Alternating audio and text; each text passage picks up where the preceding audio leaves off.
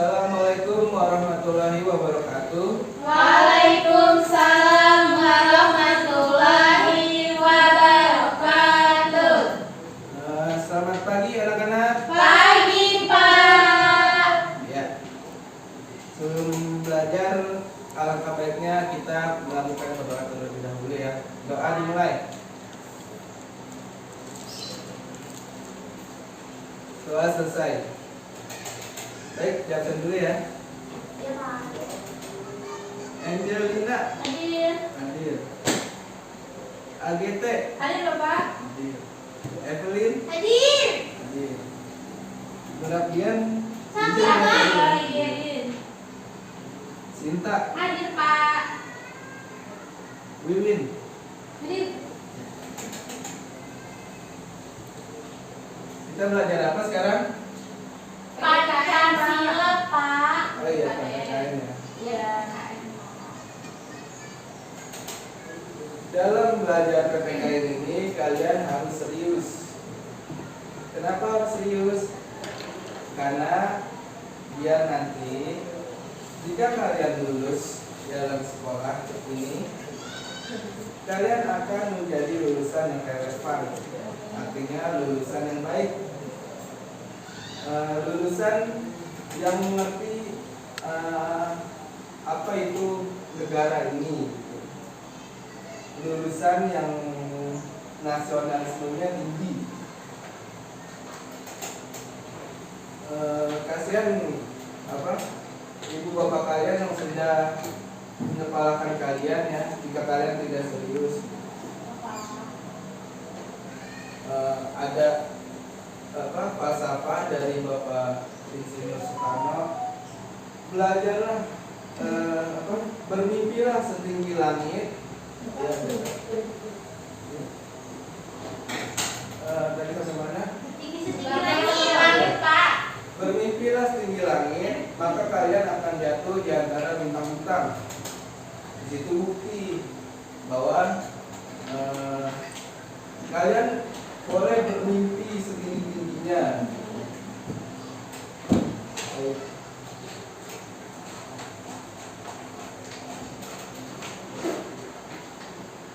Kita akan belajar apa sekarang? Yang pertama kita akan belajar makna demokrasi. Yang kedua kita akan belajar bentuk-bentuk demokrasi atau klasifikasi demokrasi.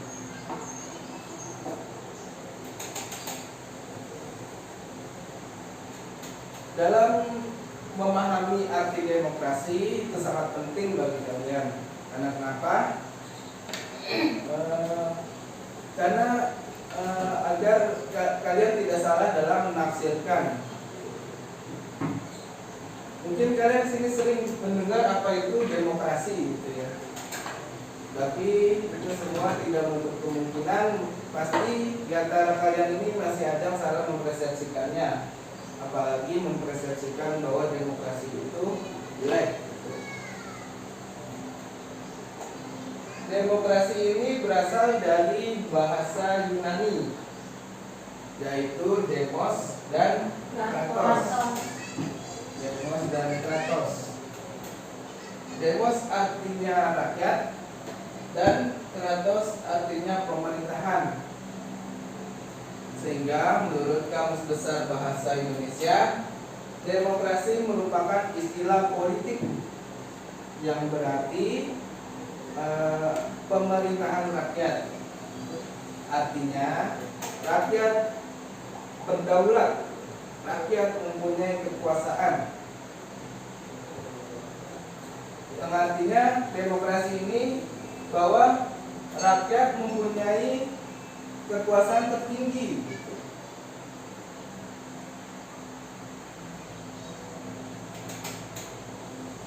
Yang kedua, menurut Abraham Lincoln, beliau adalah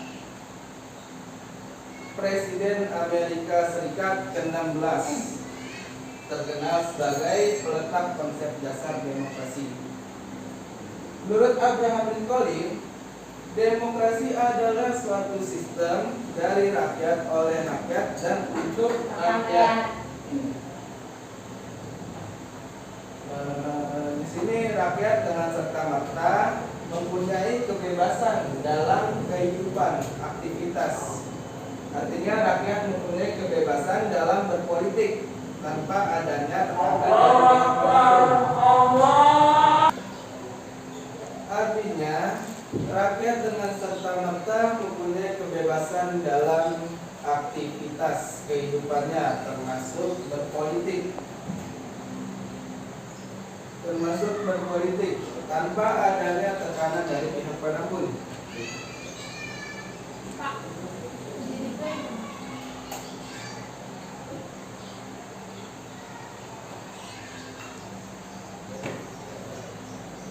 Rakyat mempunyai kedaulatan di sini, mempunyai kekuasaan tertinggi.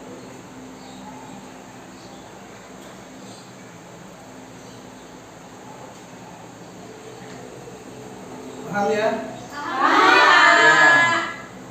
Selanjutnya kita akan belajar apa klasifikasi demokrasi. Seperti yang tadi Bapak katakan ya, bahwa demokrasi ini banyak dipakai di negara-negara di dunia, tapi pelaksanaannya berbeda-beda dan dari sudut pandang yang berbeda-beda. Yang pertama, demokrasi berdasarkan titik perhatiannya. Yang kedua, ada demokrasi berdasarkan ideologi. Yang ketiga, demokrasi berdasarkan proses penyaluran kehendak rakyat. Kita belajar yang pertama dulu. Demokrasi berdasarkan titik berat perhatiannya. Yang pertama ada namanya demokrasi formal.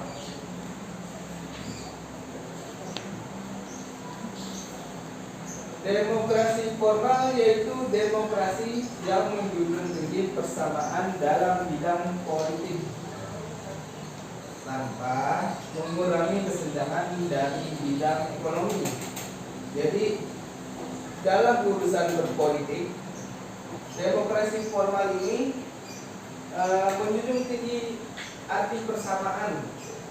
Jadi semua boleh sama dalam memandang sebuah politik tanpa mengurangi dalam bidang ekonomi. Yang kedua ada demokrasi material. Demokrasi material ini dititik beratkan pada upaya menghilangkan perbedaan dalam bidang ekonomi, sedangkan dalam bidang politik kurang diperhatikan. Biasanya demokrasi material ini itu negara yang menganut komunisme. Artinya dia berupaya menghilangkan perbedaan dalam bidang ekonomi. Yang kedua ada demokrasi gabungan. Apa ini demokrasi gabungan? Demokrasi gabungan yaitu bentuk demokrasi yang membuang keburukan dari formal dan mengambil kebaikan dari demokrasi formal dan material. Jadi yang Oke. Tadi kita sudah menjelaskan demokrasi formal dan material. Kemudian ada demokrasi gabungan. Demokrasi gabungan ini apa? Bentuk demokrasi yang mengambil kebaikan dari material dan formal. Jadi mengambil dari demokrasi formal dan material. Jadinya ke demokrasi gabungan. Dan membuang keburukan dari bentuk formal dan material. Jadi yang baik-baiknya aja diambil, kemudian yang buruknya tidak dipakai. Selanjutnya ada demokrasi berdasarkan ideologi. Yang pertama ada demokrasi konstitusional. Demokrasi konstitusional ini didasarkan pada kebebasan dari individu dari masyarakat tersebut. Artinya dibebaskan, tapi mempunyai perbatasan. Batasannya apa? Pemerintah dibatasi oleh namanya konstitusi, atau kalau kita konstitusinya UUD. konstitusi. Yang kedua ada demokrasi rakyat atau biasa disebut dengan demokrasi proletar. Proletar. Proletar. Ya. Rakyat. Demokrasi proletar ini yaitu demokrasi yang ciri-cirinya itu tidak mengenal yang namanya kelas sosial. Jadi dari kalangan elit, kalangan bawah itu mereka tidak mengenal itu. Artinya mereka tidak mengenal kekayaan, kemiskinan, semua sama. Di sini manusia dibebaskan dari keterkaitannya dengan kepemilikan pribadi. Jadi biasanya ini negara yang menganut marxisme dan komunisme. Komunis.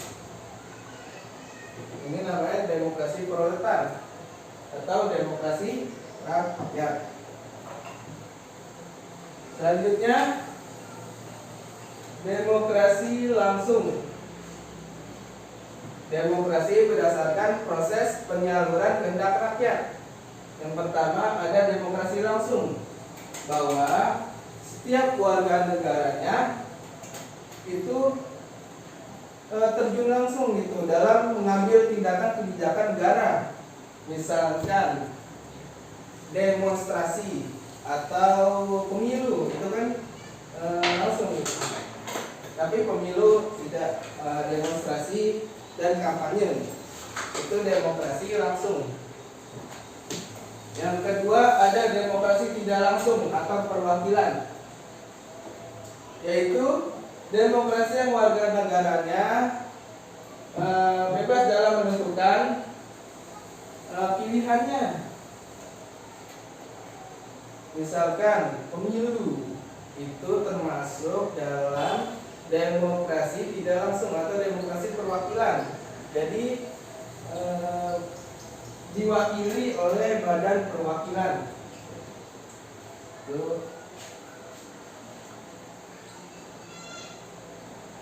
Selanjutnya, adakah yang mau bertanya?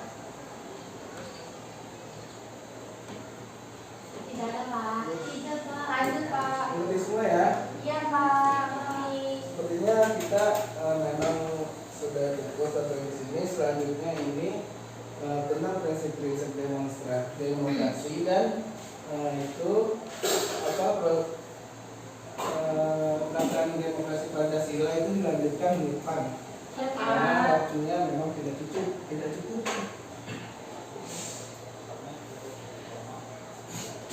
Selanjutnya saya pengen buat PR. Buat PR ya. Iya, Pak. Yang pertama,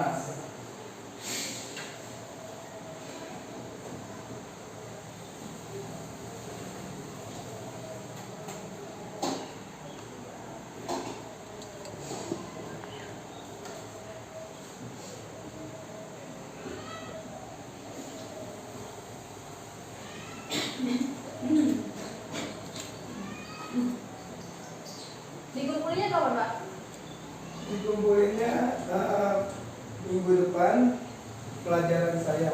Baik, Pak.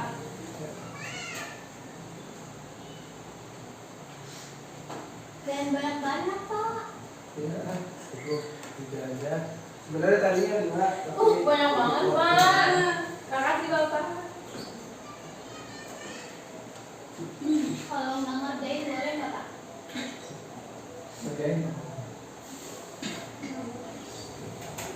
Allah, please, ya. Wah, banyak banget, Pak. Itu susah toh, Pak? Gampang. Gampang ya, Pak ya? Iya. Iya. Sumbernya dari internet boleh, Pak? Sumber bisa dari mana aja, bisa dari internet, buku, atau Kalau dari orang tua saya boleh nggak, Pak? ya. Dari orang tua saya. Oh boleh tuh.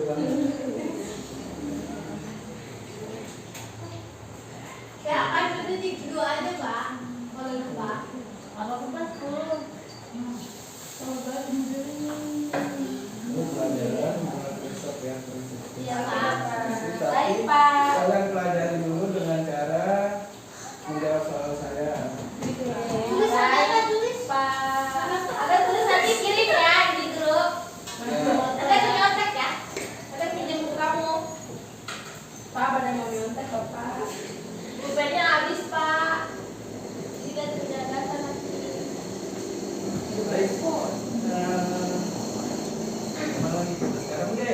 habis ya? Sudah Pak, udah jam istirahat Pak. Dan kita sebelumnya kita berdoa terlebih dahulu ya. Iya Pak.